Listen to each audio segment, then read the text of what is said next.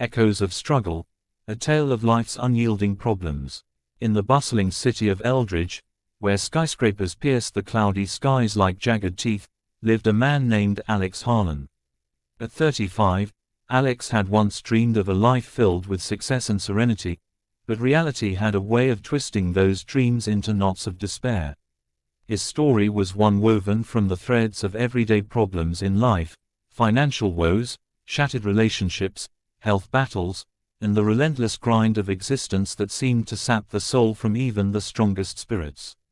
Alex woke up each morning in a cramped apartment on the outskirts of the city, the kind where the walls were thin enough to hear the neighbors' arguments and the rent was always a struggle to pay. His job as a mid-level accountant at a fading firm provided just enough to cover the basics, but not enough to escape the cycle of debt. Credit card bills piled up like autumn leaves, each one a reminder of impulsive decisions made in moments of fleeting joy. "Why does money always slip through my fingers?" he'd mutter to himself, staring at the ceiling stained with water damage from a leak the landlord never fixed. One particularly grim Tuesday, Alex's alarm blared at 6 a.m., pulling him from a restless sleep plagued by nightmares of eviction notices.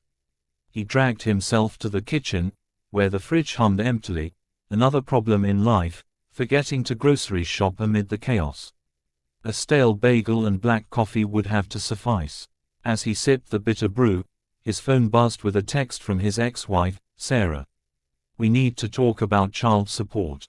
You're late again." His heart sank. Their divorce 2 years ago had been messy, fueled by arguments over his long work hours and her feelings of neglect. Now, co-parenting their 8-year-old daughter, MIA, was a minefield of guilt and resentment. Alex loved MIA more than anything, but seeing her only on weekends felt like a cruel joke. "Daddy, why can't you come home?" she'd ask during their video calls, her innocent eyes piercing through the screen. The emotional toll was one of the deepest problems in life he faced, balancing love with the harsh realities of separation. He promised himself he'd make it right, but how? His salary barely covered alimony, let alone extras for Mia's dance classes or birthday gifts. Commuting to work on the overcrowded subway, Alex felt the weight of the world pressing down. The train jolted, and he bumped into a stranger, earning a glare. "Watch it," the man grumbled. Alex apologized profusely, but inside, he seethed. Why was everyone so on edge? The city itself seemed to breed irritability, with its endless traffic, pollution, and impersonal crowds. Social isolation was another insidious problem in life. Friends had drifted away after the divorce, leaving him to navigate loneliness in a sea of millions. At the office, his boss, Mr. Hargrove, a stern man in his 50s with a perpetual scowl, called him into a meeting. "Harlan, your reports are sloppy. Deadlines are slipping. Shape up or ship out." Alex nodded, biting back retorts. Job insecurity loomed large, especially in an economy where layoffs were as common as coffee breaks. He spent the day buried in spreadsheets, his mind wandering to escape plans, maybe start a side hustle, like freelancing or investing in stocks. But where to begin? The fear of failure paralyzed him, another classic problem in life, the paralysis of indecision. Lunch was a hurried sandwich at his desk, interrupted by a call from his mother. "Alex, your father's not doing well. The doctor's bills are mounting." His parents, retired in a small town hours away, were battling his father's chronic heart condition. Medical expenses were a black hole, sucking in savings they didn't have. Alex wired what he could, $200 from his meager account, but it felt like a drop in the ocean. Health issues, both personal and familial, were unrelenting problems in life. He himself had been ignoring a persistent back pain from years of poor posture, too scared to visit a doctor and face potential bad news or more bills. As the workday ended, Alex headed to the gym, a rare attempt at self-care. Sweating on the treadmill, he reflected on his weight gain over the past year. Stress eating had become a coping mechanism. "I need to get healthy," he thought, but motivation waned when faced with exhaustion. Physical health tied into mental health, creating a vicious cycle. Anxiety attacks had started creeping in, moments where his chest tightened and the world spun. He'd read about therapy online, but the cost. Another barrier. That evening, Alex met his friend Jake at a dingy bar downtown. Jake, a freelance writer, was one of the few who stuck around. "Man, you look beat," Jake said, clinking beers. "What's eating you?" Alex unloaded. "The job, the divorce, the money, the family health scares." Jake listened, nodding. "Life's full of problems, buddy. But you're not alone." They talked late into the night about dreams deferred, Jake's own struggles with writer's block and unsteady income. It was cathartic, a reminder that shared burdens lightened the load, even if just for a moment. But the night took a turn when Alex checked his email on the way home. A notification from the bank, overdraft fee.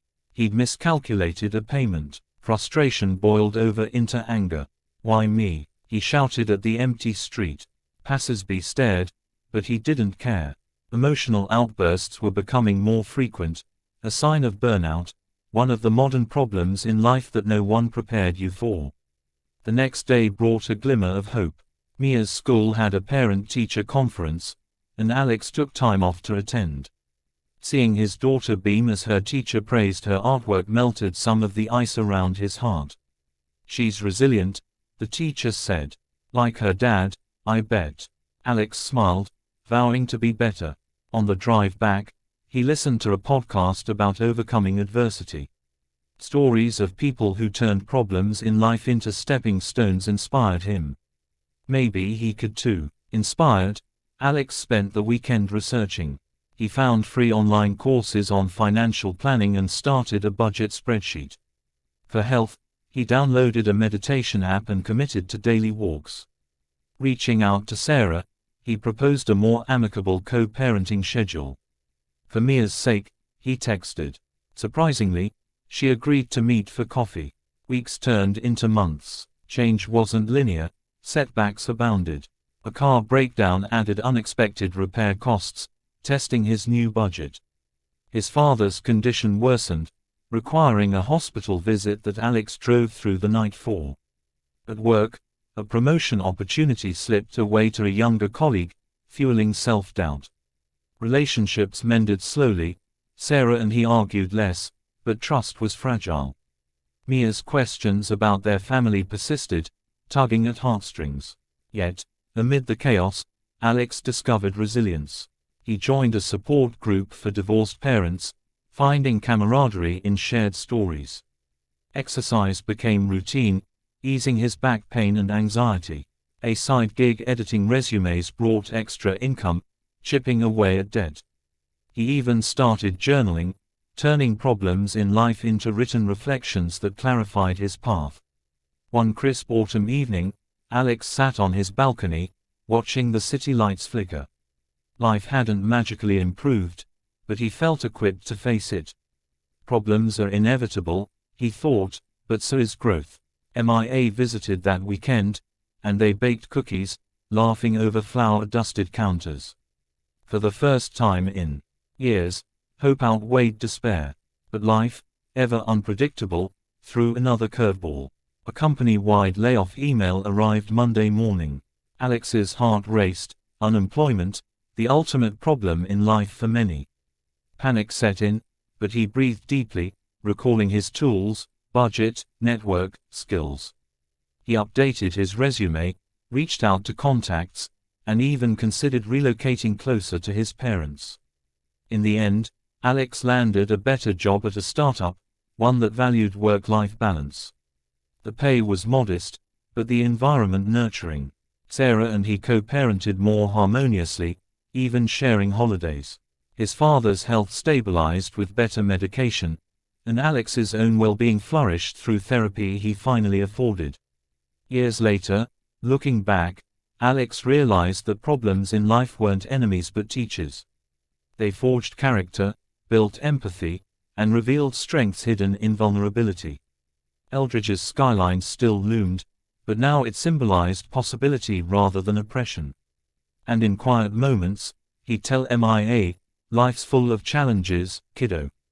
But facing them, that's what makes the story worth telling. Word count, approximately 1,200. Note: aiming for 2,000 words would extend this with more detailed